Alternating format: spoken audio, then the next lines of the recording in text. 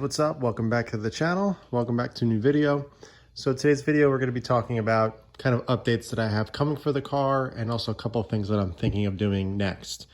So I figured I would go over them with you, kind of just get your opinion, because I have a few questions and a few things that I'm bouncing off the top of my head that I kind of wanted to get some feedback on. And if anybody has an experience, they can help me out. So one thing that I have coming is actually one of the only Perrin engine bay dress up pieces that I haven't gotten yet. But this one actually serves a purpose. It's actually a performance-oriented mod, I guess, if you want to call it that. And that's actually the brake cylinder brace, whatever you want to call it. So I have that coming. I'm going to be doing an install on it. I'm really curious to see if that's actually going to help. A lot of people claim it really does and really makes a big difference. I heard if it's kind of a pain in the butt to install since there's not much room to work here. I'm going to be doing an install on it. I'll walk you guys through the whole entire thing. I think it'll be fun. I think it'll be a cool little mod. It's fairly inexpensive. It's around $100. I think I paid $110 shipped. So it should be here in a few days. Fairly inexpensive, and it's definitely something that I'm looking forward to doing. So be on the lookout for that. Another thing that I'm considering doing is going back to OEM Plus tails. If you go back a while ago and check my videos, you'll see that I had some OEM modified taillights. Basically what they were just, cut open and all the chrome bits inside were painted gloss black. It gave the taillight a very dark cherry looking red as opposed to the bright vibrant red that you see, that comes stock on the cars. I've been considering going back to them. I have been missing the OEM look of the tails lately. I don't know why. I really do still like these a lot. They're still working 100%. No LEDs have failed, no condensation, no fogging, nothing like that. They have been working perfectly fine, but I've been considering going back. Don't get me wrong, these look really good. Again, I still really like them. I love, the reverse light. I love the actual running light and everything. But, it's one of those things that kind of just stands out a little bit. People love them, people hate them. I'm not changing because of what other people have saying, but I wasn't necessarily planning on changing these, but there's certain things I want to touch again, kind of clean things up a little bit. And I think maybe the taillights might be one of those things I might kind of go back on, revisit, see if I like the OEM look again, and we'll see. But that is something that I'm considering at the moment right now. The other, I guess the main mod that I'm looking to do soon is actually the brakes.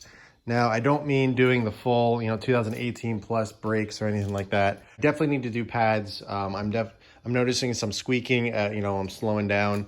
I checked the pad life. There is some meat left, but it's definitely wearing down. I'm at 31,000 miles, so it's definitely time to upgrade or replace them at least. So I've been going back and forth of what to do. Now, I could just replace the pads and be done with it, but in my natural fashion, my mind's going a mile a minute and I'm saying, hey, maybe I should just do a full refresh of the brakes, do some new rotors, pads. The rotors are totally fine. I really don't need to replace them. But I mean, if you kind of move your finger over, you catch a little bit of a lip, but there is plenty of meat left on those things. So I really wouldn't need to replace them. But like I said, since I'll be doing the pads and everything, I figured might as well maybe do the rotors. I don't know. I'm not sure. And I'm kind of going back and forth on what pads and what rotors to go with. Now, there's a lot of options and everything, but ultimately a rotor, a blank OEM or stop tuck rotor, with no slots or anything fancy like that is probably the best way to go, because anything else for the street isn't really necessary at all. Drilled rotors they serve little to no purpose at all. Obviously there's some cooling aspects of it, but they are prone to cracking, especially if you track the car, since there's literally a hole drilled right through the rotor. Between each of the holes, they tend to crack during heat cycling. Not that I would be doing any crazy heat cycling, on the street, but it's something to consider when you are changing rotors, and maybe if you want to go something a little bit more fancy or a little bit different. If you want to change rotors and you want to do something a little different, I would recommend going slotted. They do help with cooling. They kind of help dissipate the gases and everything and the brake dust out of the rotor, so you get good braking all the time. So most likely I would be going with slotted. The blanks are fine, but honestly, since I'm going to be doing it, I want to do something a little bit nicer, a little bit cooler. And just to know that it's done, I would want to do the slotted. Now, if you notice the 2018 Plus with the updated Brembos, they do come with the actual drilled rotors, which was a little questionable to me. They do look really good. I really actually like the look of them over anything. But it's honestly, like I said, they serve no purpose other than looking cool. Now, as for pads, there are so many options. It's insane. One of my main goals is obviously to lower the dust. The stock pads that come on the car, they dust like crazy. After 1 or 2 drives, the wheels are completely dirty, covered in brake dust. I understand that the higher quality pads do dust way more. It's kind of a catch-22. If you want really good pads, they are gonna dust. The ones that I'm looking at currently, it's kind of everybody's go-to. I guess it's a toss-up between 3 different ones. It's between Hawk HPS, which seems to be a very recommended pad that a lot of people use on this car. Apparently, it lowers the dust a little bit, has some good bite, and it's a great alternative when you're upgrading the pads on these cars. The other one that I'm looking at is also by Hawk. It's the Hawk 5.0s. I'm not really sure the big difference between the HPS and the 5.0. Both are very highly recommended by a lot of Subaru people, just car enthusiasts in general. So I am considering those as well. I'm kind of leaning towards the HPS just because of the reviews and the feedback that I've been getting and the research that I've done. It seems like the HPS is the way to go. But the 5.0s seem to be a really popular pad to go with as well. The other one that I'm considering are the Stop Tech Street Pads. I did the upgraded brakes on my 2013 WRX. They were the 2 pots. They came off of WRX from a previous generation. When I did upgrade those, I actually did the Stop Tech Street Pads as well. They took a little while to break in and they squealed and squeaked a lot. Even bedding them in, it still squeaked like crazy. But over time, they ended up breaking in and they were pretty good. But I didn't really find a big difference in terms of overall bite from the stock to that ones, even with the upgraded calipers that I did. But I am considering those because they are kind of in line with the same, I guess in the same category as the other 2 that I'm looking at.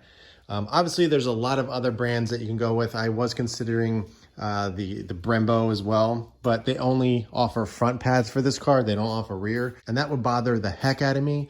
I wanted something that can do front and rear, same exact company, same brand, everything. If you guys have any recommendations of pads and rotors to go with, my ears are open. I would love to hear some feedback on what you guys have done and just kind of your experience with them. Obviously, the main thing that I would like to do is change the color of the caliper.